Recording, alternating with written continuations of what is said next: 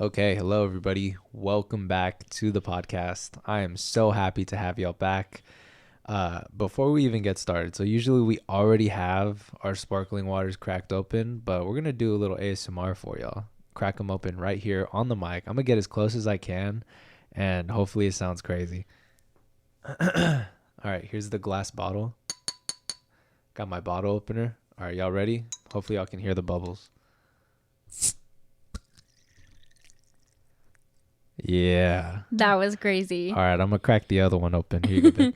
Thank you. Oh my gosh, that sounded so cool. I feel like we should do that every now and then. All right, I'm gonna crack mine open. You ready?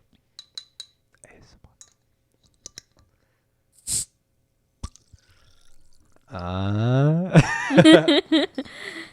right, we hope y'all enjoyed that little ASMR bit. I know I did. Anyway, so topic of today's episode. So like directly before we started recording, I was talking to Marisol kind of about like how I want to have those casual conversation episodes. I want to have those kind of funny or like thought-provoking episodes, but I also want to have episodes like these. And these episodes are topics that we're passionate about, but also curious about, and something that we think should be talked about more. So before even getting into the topic at hand, or I guess let me say what the topic is. So we're going to be talking about climate change, global warming, how we can reduce our carbon footprint, and things of that nature.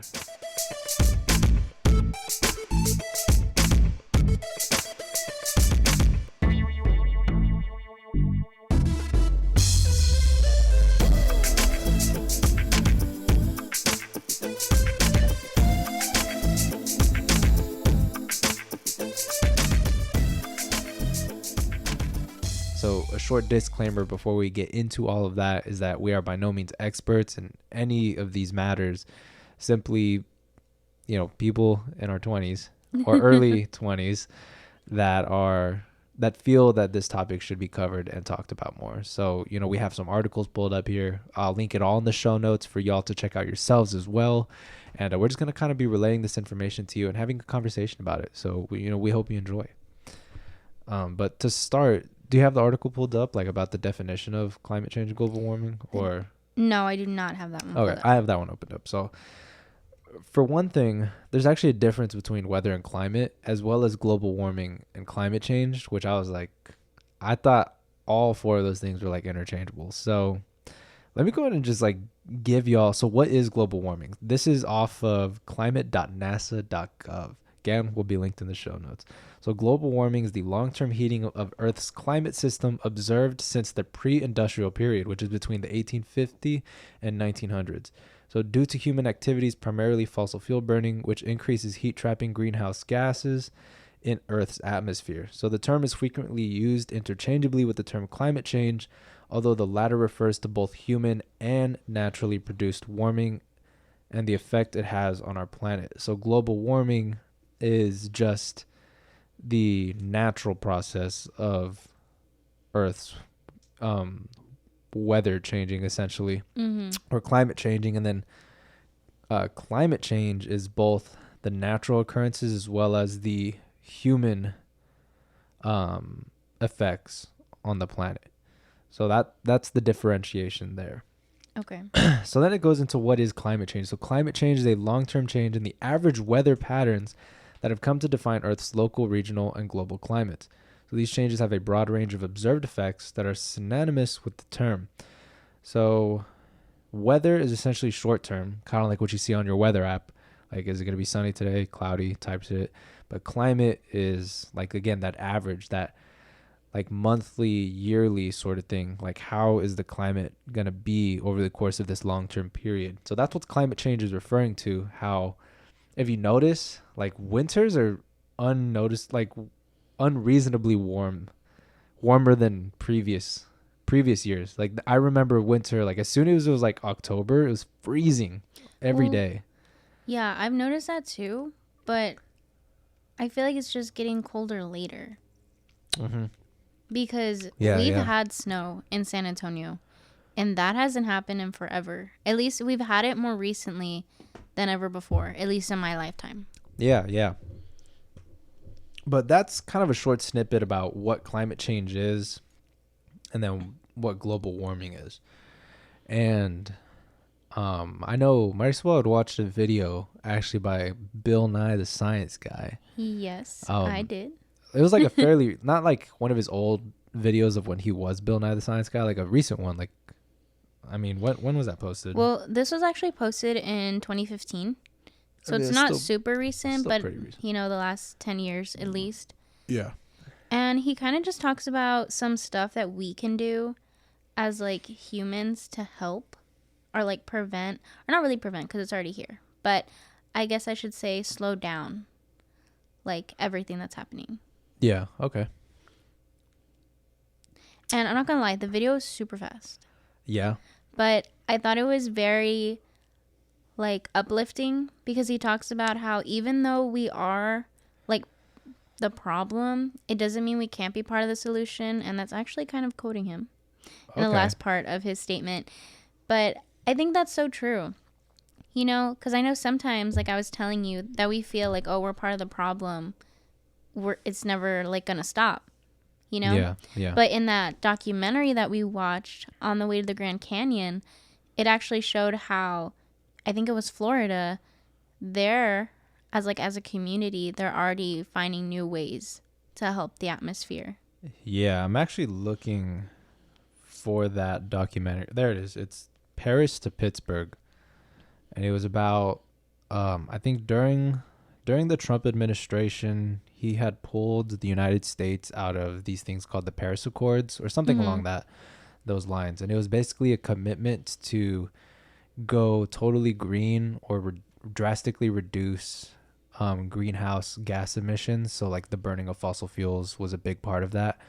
To drastically reduce that by the year like 2050, something like that. It was essentially like countries that signed these accords and pledged to them, wanted to make a difference by a certain amount of time, which was what scientists deemed to be kind of the make or break period. And so I think 2050 was that year of like, if we don't change right now, by the year 2050, like we're going to be at a turning point where it's kind of like we're making irreversible damage. And it's just like there's not going to be any way to change it, and there's going to be drastic effects on ecosystems and just our planet as a whole. And so in that documentary itself, it was mentioning things like going electric or going solar on a smaller scale. So like in smaller cities, like I think it was Ohio or Idaho, like the farms, they used solar farms to power all of their machines, and so they were going completely green.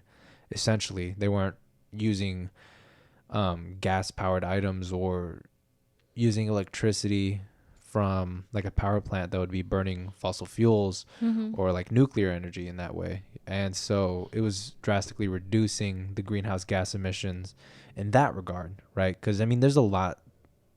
And that's another term we need to look up: greenhouse gas emissions. I have a general understanding, but I don't want to like misquote anything. Because I know it's not just like burning fossil fuels and things like that emit greenhouse gases. Even we as humans, isn't it like carbon dioxide a greenhouse gas, right? And so like there's no way to 100% stop that, but there's ways to drastically reduce how much we as a society are emitting. Yeah, I don't have the definition of greenhouse gases right now in my article, but I do have where it says that those gases keep more of the sun's heat trapped near the surface, resulting in rising temperatures, a warming ocean, rising sea levels, and more natural disasters. Okay. So I pulled up greenhouse gas. So greenhouse gas is a gas that absorbs and emits radiant energy with a thermal infrared range, causing the greenhouse effect. So yeah, kind of like what you said, trapping heat. You're right. But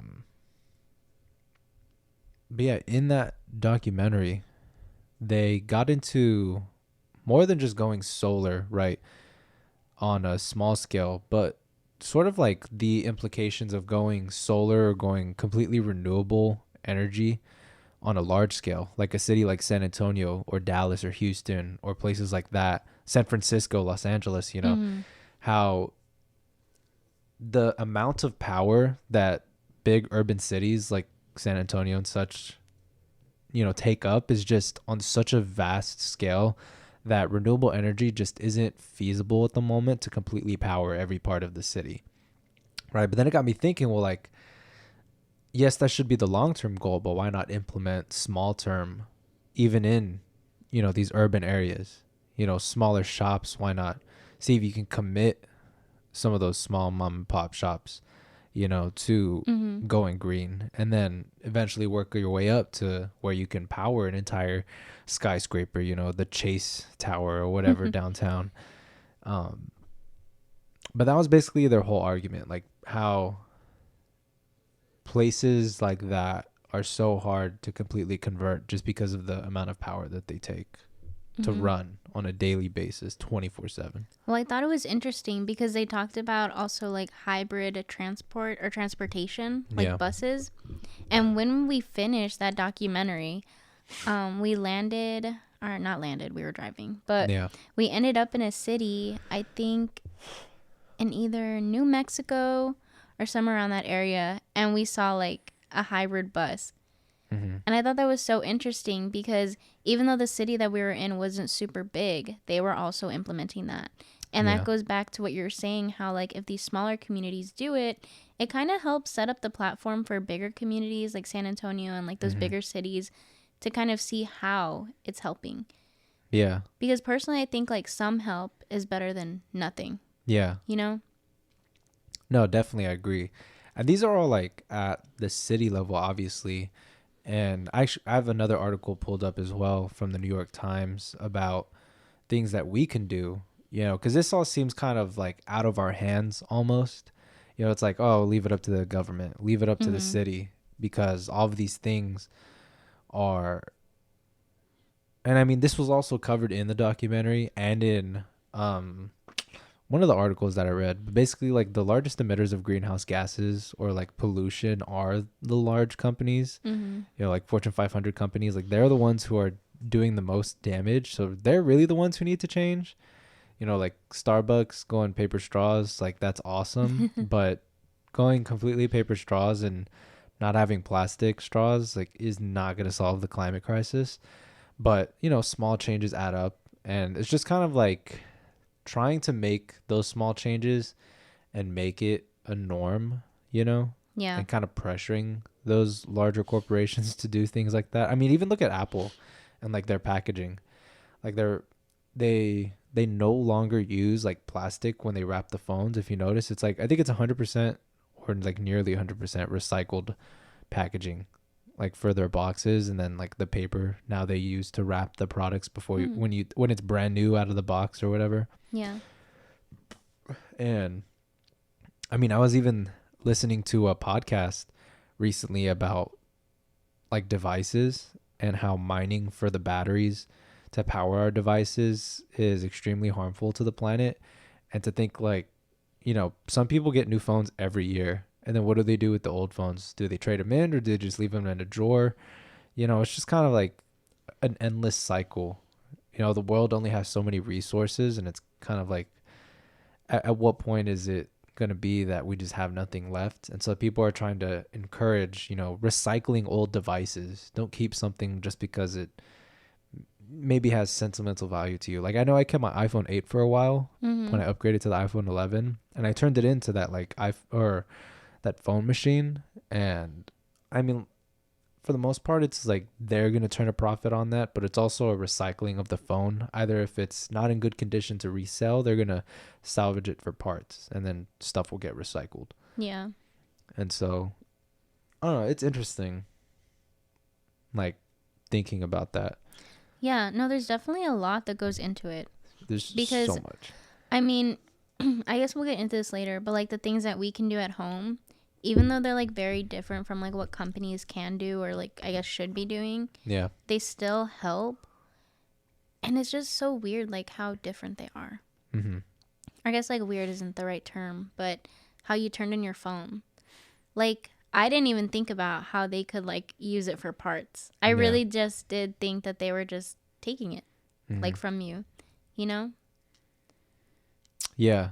No, definitely. I agree. It's kind of like you have to dig for these things. You know, it's not going to be on the front page of most companies. I think a lot of companies are realizing that, especially our generation, are looking more at the sustainability factor of a company. They're looking at what are you doing to be more green. And so I have seen companies like on their websites that'll be a key thing to click on, like see how we're, saving the environment or see how we're being green. Mm-hmm. And so, it's becoming more of a focus, but I think that's only because of the uproar about the climate crisis from our generation. Yeah. I feel like if it was still like kind of tucked under the rug and not really taken seriously like it has been in the past, we'd still be in the same situation where absolutely nothing is being changed. Um, but it's interesting, and I think we can get into the article about changes that we can make, not only at home but just kind of like in our daily lives. Mm-hmm. How can we be, or how can we reduce our carbon footprint? How can we be more green minded, if you will? And so this New York Times article kind of breaks it down by, what is a carbon footprint, and then just kind of like bullet points, and then explains them, like one really easy one. So I think first and foremost, what is a carbon footprint? Let's get into that. So a carbon footprint is a total amount of greenhouse gas emissions, which we covered before, that come from the production, use, and end of life of a product or service. So it includes carbon dioxide, the gas most commonly emitted by humans, and others, including methane, nitrous oxide, and fluorinated gases, which trap heat in the atmosphere, which we explained was the greenhouse gas effect, causing global warming. So usually the bulk of an individual's carbon footprint will come from transportation, housing, and food. Those are the big three right there. Mm-hmm. And Excuse me. So then they get into on the road and in the sky, basically driving less. And what they mean by that is like in instances where you could probably walk or you could feasibly ride a bike or a skateboard or something, maybe do that rather than just taking the quote unquote easier route and just driving your car. Like when I go to your house, you're just down the street. Realistically, I probably could just walk to your house. It'll only be Mm-hmm. like 5 minutes more, or jog to your house even. Well, I mean, if I don't want to get sweaty, then yeah, walk to your house or ride my bike. Of course, unless we plan on going somewhere after. But if I'm just going, that's the greener version of that, is just not taking my car to your house, or even carpooling or taking public transportation whenever possible, because Mm-hmm. the more cars you got out on the road, the more pollution is being produced from your car, the gas emissions. And so it's just something to keep in mind. Sometimes carpooling can be a cheaper route because gas is hella expensive right now, but also a greener route. But then, did you have anything? Oh, no, I was just looking at the list because I remember there was one that I thought was really interesting. So I was trying to see which one that was. Oh, okay. Oh, it was the cruise control. Yeah. Like, I didn't even think about that. You know? Yeah, using your That's cruise so control. interesting. Like, I don't know how it helps to save gas, but I believe that it does. Yeah, where is it? Air conditioning. Yeah, use cruise control on long drives. In most cases, this can help you save gas. I think more often than not, like people will gas it, right? Or they'll Mm-hmm. slow down without realizing, and then to catch up with the flow of traffic, then they'll gas it. And when you Okay. gas it, that releases more car emissions.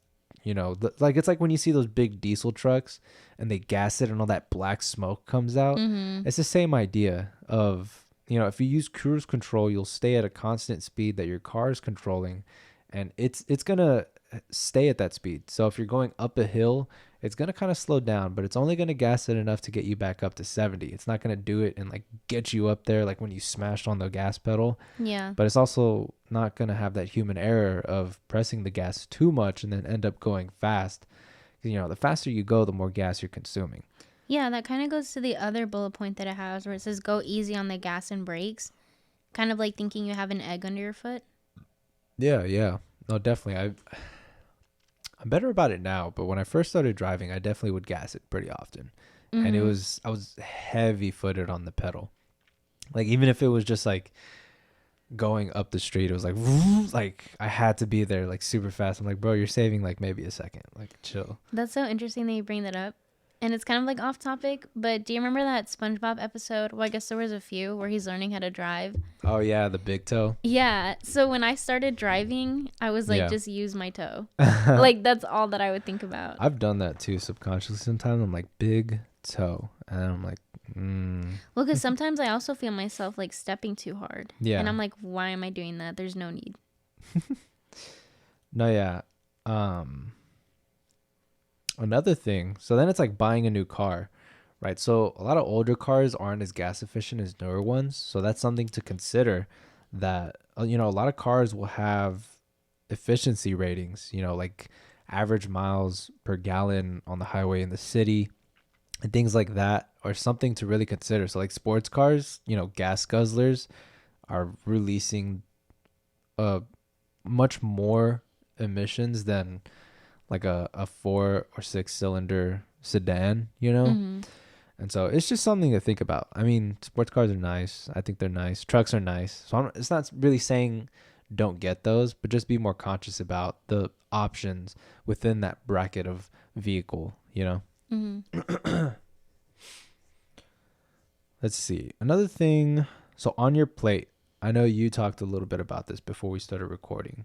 Yeah, because I thought it was interesting of how they were talking about cutting down on meat and kind of everything that goes into, you know, getting meat on your plate. Okay. So let me see if I can find it. So it says red meat in particular is a better choice for the environment. Okay, so it's right under that where it says this is because the production of red meat uses a lot of feed, water, and land. Cows themselves also give off methane emissions, a harmful greenhouse gas. So I thought that was interesting.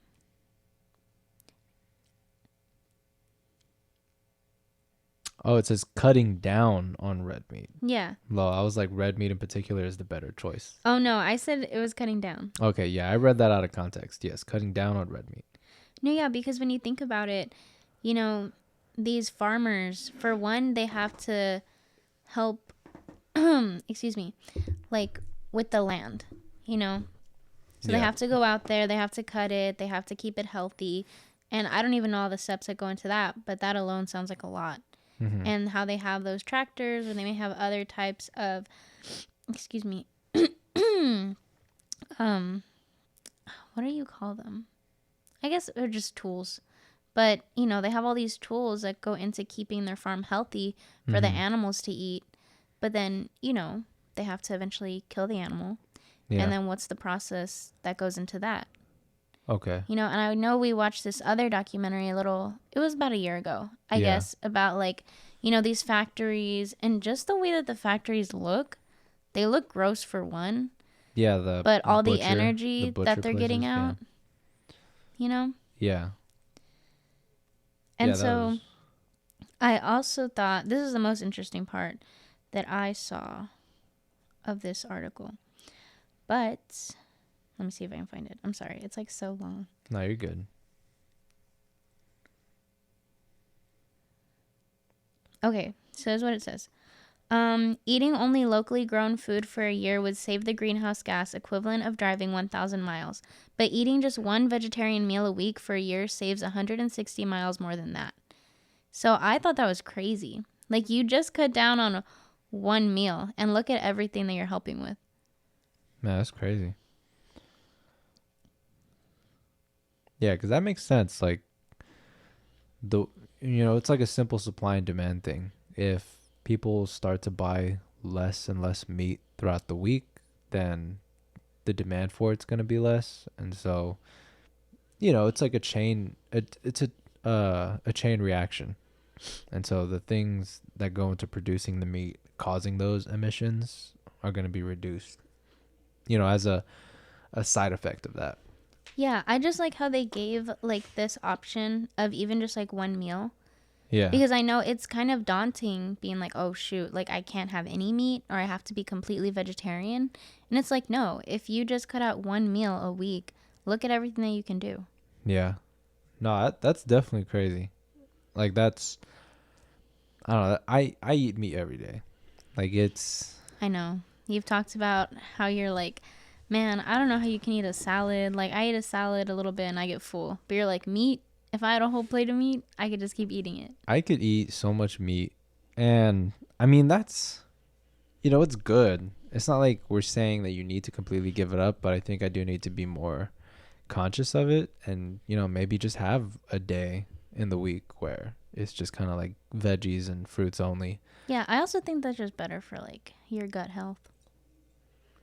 Perhaps. Because I think your mom mentioned it, but that red meat, like it does something to women specifically. It was like makes you all constipated. Mm-hmm. And I was like, So Yeah. I've like cut down on that. Just because of her saying that. I was like, Yeah. oh no.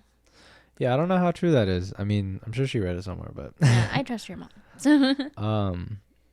Another thing though, and this is like a huge one, is wasting less. This is a huge problem in America specifically. It says Americans waste around 40% of the food they buy. And I actually watched a YouTube video recently about Costco, and they're like, why is Costco successful? And hold on, let me see. What was the video? I have it in my history. It was by this YouTube channel called Future Proof.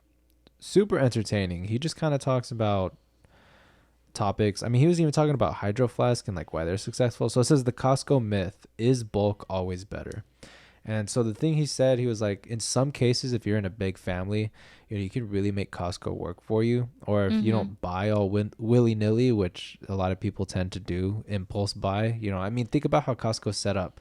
Where are all the essentials at? Bananas and food in the back. Why do they do that? Because then on your way back up, you pass all of this other shit that you can buy that's not really a necessity, right? Not you spilling their secrets. And I was like, damn, I didn't think about that, right? And so, this guy goes on to say, they're like, when you buy in bulk, when it's an impulse decision, more often than not, the food ends up getting expired because you bought way too much than you were feasibly going to eat, especially if it's just like a couple who's buying all of this, you don't have any kids, dogs, anything like that. You're not having family over. That food gets thrown away, that gets wasted. So it's not even food that's going into our stomachs, and it's just going into a landfill, and then that causes emissions. So, it's something to be conscious of, not just even in Costco, but in general at H-E-B, at any sort of grocery chain, even just eating out. Exactly. Yeah. So if you eat out and you have leftover food, don't just say, I'm not going to take it home. Honestly, consider taking it home and make that a meal or make that one of your snacks, because that is less food that's going to be tossed and put in a landfill, causing more emissions. And it's crazy to think about that, because a lot of times I'd be like, in the moment, because I'm full, I'm like, I don't want to take this home, but because I'm not going to eat it right then and there. But I should be like, no, I'm going to take it home because I will probably eat it later on when I am hungry again. Not necessarily that day, but maybe the day after that. A lot of those leftovers can be good for like a week after you take them home, if they're in the fridge. So some pointers whenever you're buying groceries, they were saying were take stock. So organize your fridge and your pantry and regularly check, like essentially keep like a, what do you call it? Like an inventory. Yeah. Like, what do you have? What do you not have? Check the expiration dates on everything. Is there something that's about to expire? Maybe try and make a meal that incorporates that. That way it doesn't go to waste. It's things like that and being conscious of that. I know my mom does that. She's like, man, we have a lot of leftovers. Let's just make meals that incorporate all these leftovers so none of it goes to waste. We had leftover chicken fajita, and my mom was like, man, we have a lot of this. What do we make? chicken and broccoli, turned it into Chinese. Like, it's things like that. Being smart about your leftovers and not just kind of looking at them as what they are, but thinking about what they could be. I love that. Snaps all around. And another thing is freezing. And so this one's an important one that my dad does is, so he'll buy like meat or vegetables in bulk, right? But we have one of those freezers, like the big cube freezers in our garage, and we'll just toss it in there. And when you freeze stuff, that keeps it like good, and it won't expire or go bad for, I mean, we've had stuff in that freezer for like years, and then we'll pull it out and we'll be like, nice, and then we'll eat it. That, and different stuff has different expiration dates depending on freezing things, but this really can extend the life of your food, and especially if you freeze them properly and seal them in like bags and stuff. So it's something to consider, right? And then again, even when you go appliance shopping, keeping an eye out for those stickers, the electricity consumed. I never thought about that. Those yellow stickers, like when you buy a new TV or whatever, it has that yellow sticker, the power consumption sticker. I didn't think about that, but that's something to also think about. Like, what kind of screen does your TV have? It gives you the like average wattage and like how much it's going to cost you per year. So like, I know this TV that I have in my room, it's like, I want to say $15 per year if you use it like for an average time every day, which I don't use it every day, but it's saying like that'll be the energy cost, but it'll also give you the energy consumption. And so then thinking about that, kind of being weary of, do I have old appliances in my house that are probably using way more electricity than they need to be? Mm-hmm. Maybe consider upgrading, if it's in your budget, obviously. But, it's just, there's a lot of things to consider, what is taking up a lot of energy. I mean, even like having a laptop over a desktop. In the podcast I was listening to recently, they were like, that is way more energy efficient because you can charge a laptop and you could just have it there. It's portable. It's not constantly taking up power, and it's not generating a lot of thermal heat. And so I was like, damn, I didn't think about that. They were like, but if you have a desktop, maybe consider buying a newer one, a higher end one. That way it's not continuously thermal throttling and it's just sitting there plugged in, and kind of relating to that, having smart plugs. So having everything plugged in constantly, there's always being power drawn, but it's not necessarily turning on your things until you press that on remote. So maybe having smart plugs that you can connect to your phone or something, so you can turn everything completely off and there's absolutely no power being circulated through any of your devices. Things like that to keep in mind. And I was like, damn, there's like so much like to talk about. There's so much that you can do, all these little changes that you can make. And, I mean, ultimately it kind of goes back to what we said. These big corporations are the one that really need to be making the changes. But, there's things that we can do on a ground level, on a surface level that can affect the greenhouse gas emissions. No, yeah, but kind of going off of what you just said. So I looked up, and this is a different article, so I'll send it to you so we can link it down below. Okay. But it says we often overlook the impact reducing our electric consumption can have on the environment around us.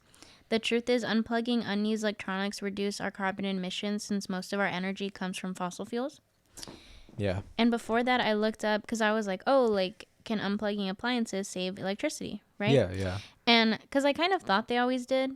And I think I heard somewhere in the past, like, oh, it helps. Yeah. Especially when we were having that snowstorm and they were like, save your electricity by unplugging appliances you're not using. And it says homeowners can save anywhere between 100 and 200 each year by unplugging devices that are not in use. And that's a lot, because I've looked at like my parents' electricity bill, and I mean, it's different for every house, right? So it just depends. But I mean, that helps. And just not just with like money wise, but I think also with like, how much pollution is going out there. No, definitely. I mean, there's, even though the New York Times article kind of gets into that too, like heat, lights, and appliances, kind of goes over what you were talking about and what I was talking about. Another one though, which one that I thought was interesting. So I know growing up, I used like my PlayStation 2 as a DVD player, or even I know a lot of friends like they'll use like their PlayStation consoles or their Xbox consoles as the primary streaming device if they don't have a smart TV. Like that's what they use to stream like Netflix or watch YouTube. Well, they actually recommend to use things like an Amazon Fire Stick or like Apple TV or a smart TV if it has that functionality to stream movies and things of that matter, because game consoles and like DVD players, those things take up way more energy and have way more thermal throttling. So it's like if you don't need to use it for that specific purpose, i.e. if you're not playing a game, don't use it essentially. If you're going to watch YouTube, just get like a Fire Stick, which they're honestly pretty cheap. I think they're like $20 on Amazon, and I have one plugged into this TV. It's not a smart TV, but it makes it a smart TV. Yeah. And, didn't think about that, but it takes less energy to stream off of those devices. It's extremely small amounts of thermal energy being emitted off of that, and not a lot of energy consumption at all. But yeah, I thought that was interesting. I thought that was a really cool bullet point. No, yeah, that makes me think back to all the times like my family and I used the Xbox that we had to like play videos because we didn't have like a little CD player. Yeah. I'm like, damn. Yeah, I mean, it's kind of like, don't be upset about like the things that we did in the past, because I'm still doing things probably that aren't as energy efficient or as green as I probably could be, but it's just kind of like trying to be self-aware and changing things where you're willing to make sacrifices at. I think that's the biggest part, because a lot of the times I do things because I'm misinformed. Yeah. Or like I'm not informed about it at all. Yeah. And this is like one of those things. And it's kind of just educating yourself on certain topics like this. No, definitely, for sure. Let me see. I'm looking.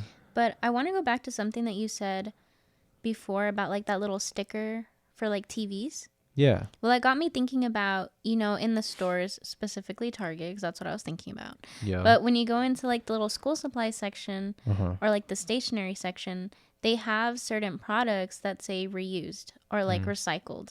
Like they recycled the packaging or they did something, right? Oh, like the notebooks that are made out of like 100% recycled paper. Yeah. And my mom, she had this notebook real quick. Yeah. And it was like made out of glass, like the paper. And the paper was so weird. But it was cool. Like, it just felt different. Yeah. But I definitely think that's interesting. Anyways, back to what I was going to say. I feel like, to help these companies kind of see that we want to help our environment, we should start buying from them. Kind of supporting them so that they can, have encouragement to keep doing these things that help our environment. Yeah. Because I know, like, when I go on a website or something and I see, like, oh, eco-friendly. How are they eco-friendly, right? So you click on the little link and stuff. But when I see that, it makes me want to buy from them more. Because I'm like, oh, yeah, like you're helping the environment. I said, let me see what you got. And then I purchase something. Damn, you know what that makes me think about? This next bullet point right here. Okay. How to dress sustainably. And the first thing is like maybe consider buying less. This silence is loud. I don't buy a lot. Okay. Yeah, I guess you talk about buying a lot, but I do. I save a lot of things in my cart, but I never like buy them. I'm like, oh, you want to see what I added to my Amazon list? And you're like, damn. And I'm like, I'm not purchasing it. I'm just saying that I want to eventually. And then I keep it in there because it makes me think whether or not I really need it or not. No, you're right. I do that too. I remove a lot of stuff. Silence is loud. Okay. I don't even buy that much. You mention it so much it feels like you do. I'm not a shopaholic. I literally purchase things when I'm stressed. Girl, don't girl me. Girl. Okay. Like midterms, finals, I will spend more. Yes, I admit that. But I'm not spending that much every week. Yeah. He doesn't believe me, and that's wrong. Because you go with me to the store and I'm like, oh, that's cute. That's cute. I feel like if your mom or your sister went with you to the store, it would be a different story. Cause I'm the one who's like, nah, or like I try to steer you like, no, you already have that. Like maybe wait. You know what I mean? Not all the time though. Sometimes you're like, get it. That looks Sometimes. so cute. Okay, but most of the time I feel like it's myself encouraging me not to buy it. And not, well, because I didn't know about that, right, for our environment. But mainly because I'm trying to be money wise. Okay? Smart with your money. Yes. Okay. And I mean, yeah, I think I probably would spend more if I went with my mom and my sister. But even then I don't. Like now I go out with them sometimes and it's not as often. I guess you're right. It's not and as I'm much. just like, oh, I need skincare because I run out of something. Or I'm like, oh, I need this. Like it's literally just stuff that I need. Okay. I only buy things that I want when I'm stressed out. Okay. And I mean, if you want to include coffee, then yes, I spend a lot. Yeah. But it's just on coffee. Yeah. And I mean, I guess that's not to I'm on trial here. My bad. Okay, let me pull back a little bit, right? So that's not to like shit on you specifically or people who get things that they want or impulse buy, but it's just saying maybe be more conscious like how you are now, right? About, maybe you don't need to get that thing immediately. Maybe you don't need that hat, that shirt. Maybe you don't need those pants or those shoes immediately, And so it's just something to think about. I know right here it's like maybe thrift more often. Consider the type of fabric or the materials that are being used in your clothing.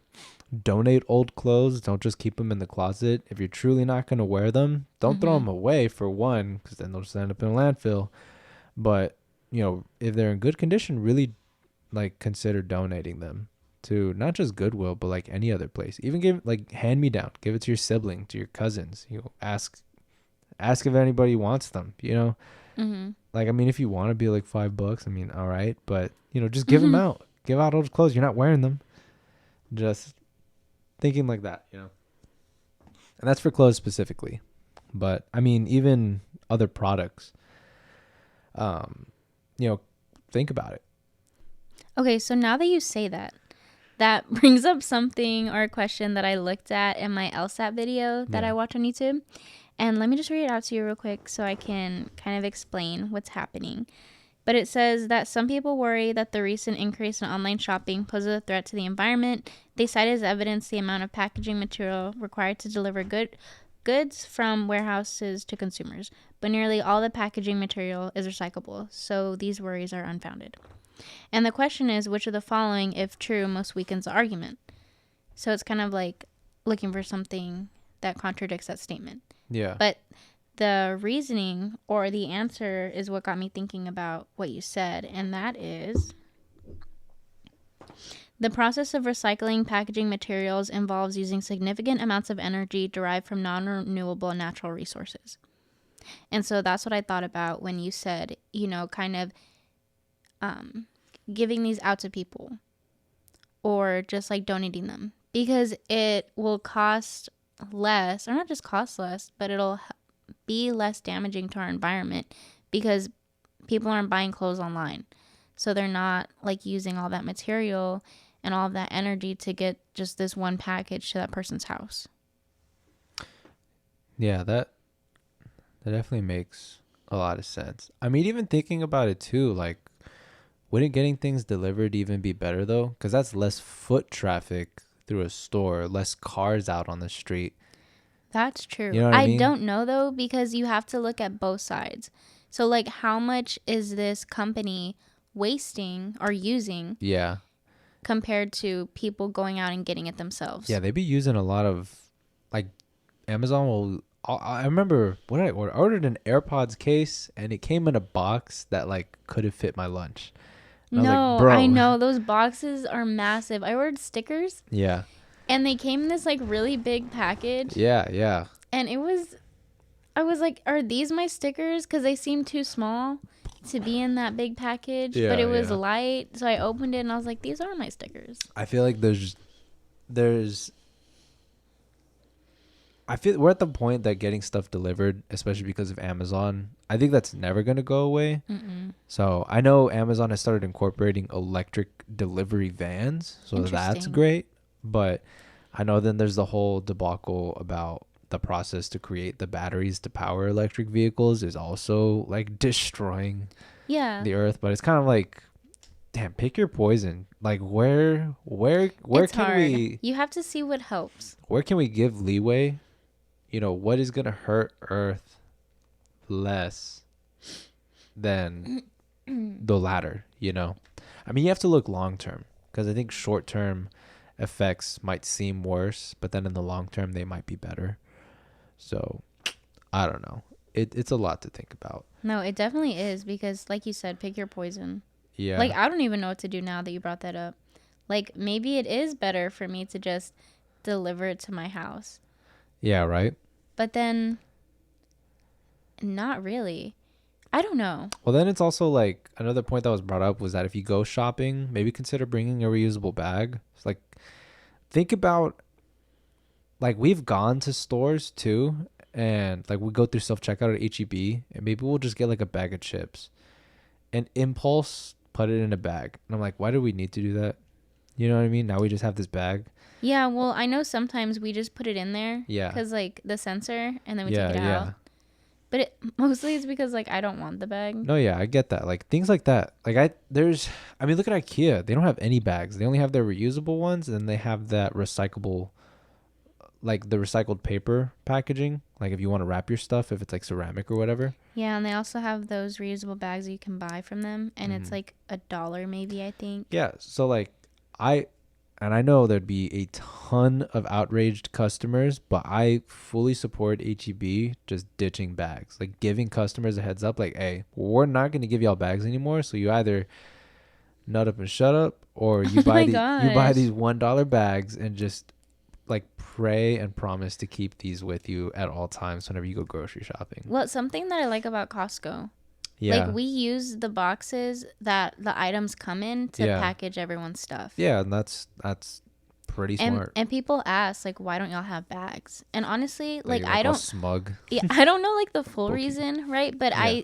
I overheard like it is to like help with like wasting Yeah. products. So I thought that was interesting. Yeah. And then even like I guess nobody sees this, but in the back we have like a compactor. Mm-hmm. So like all the boxes that we can't use, like the little ones or like the really big ones, they get reused and recycled, and we like smush them Yeah.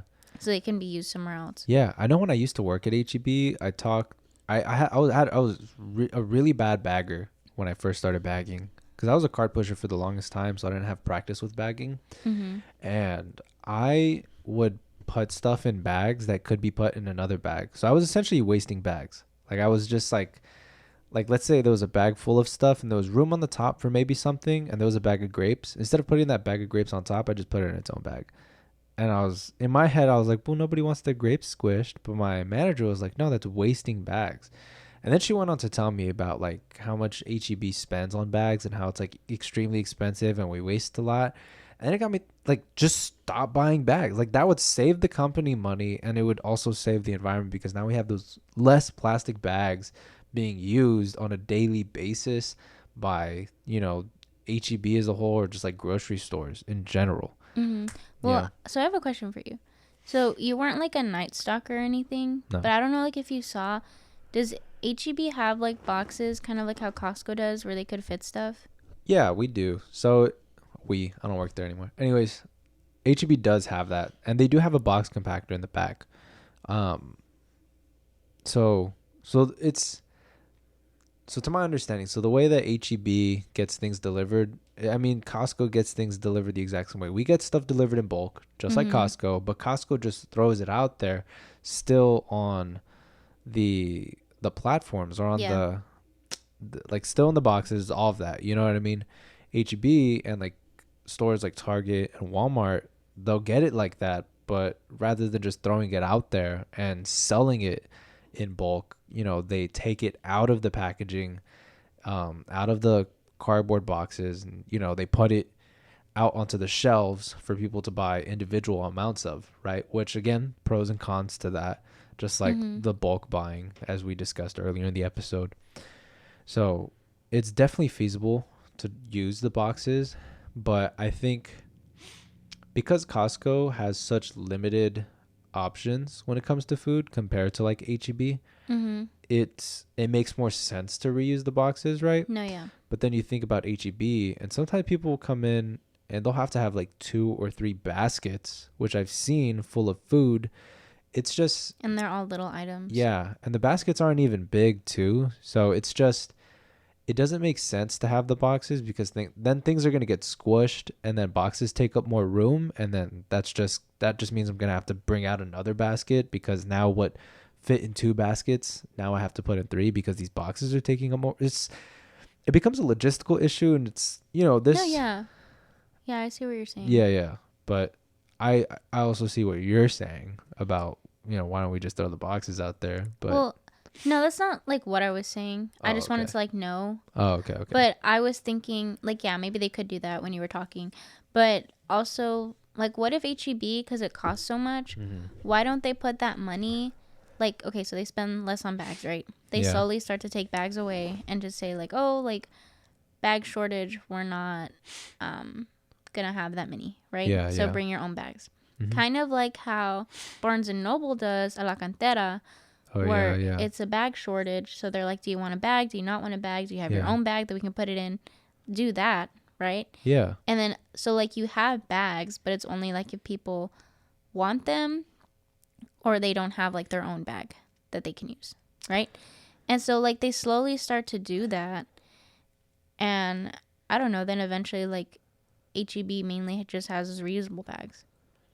I think that, see, that's something that needs to be incorporated at the cashier level. So like, And I know that's going to be hard because it's putting a lot of like strain on the cashier. yeah, Because it would be like a company thing. No, yeah, and, now that's a thing that they gotta customers ask would get upset.